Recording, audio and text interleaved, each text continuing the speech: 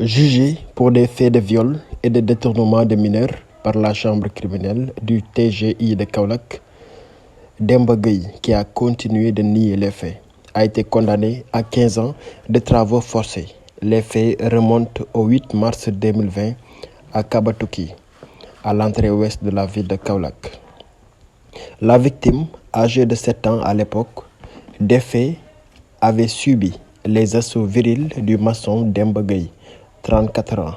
Ce dernier l'avait trouvé dans sa chambre pour renouveler son forfait. Le mis en cause avait enlevé sa culotte avant de la violer.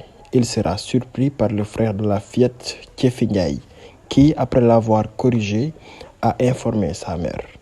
D'après son récit, Demba Gueye profitait des absences de sa mère pour accomplir sa sale besogne.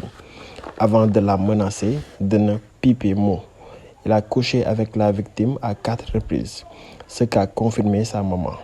Celle-ci déclare avoir reçu l'information de son fils Tchefi Ndiaye dans la journée du 8 mars 2020, alors qu'elle revenait du marché. Après confirmation du viol par sa fillette, elle s'est rapprochée du service médical de Kabatoki, où une perte de l'hymen avait été constatée. Elle a précisé que sa fille était très attachée aux mises en cause et fréquentait souvent sa chambre. Entendue, la victime a reconnu avoir été abusée sexuellement par Demba Gueye à 4 reprises. Ce dernier, pour se tirer d'affaire, a tout nié en bloc face à la chambre criminelle. Le représentant du ministère public a requis une peine de 20 ans de réclusion criminelle. L'avocat de la défense, Maître Adama Ndiaye, a plaidé l'acquittement au bénéfice du doute.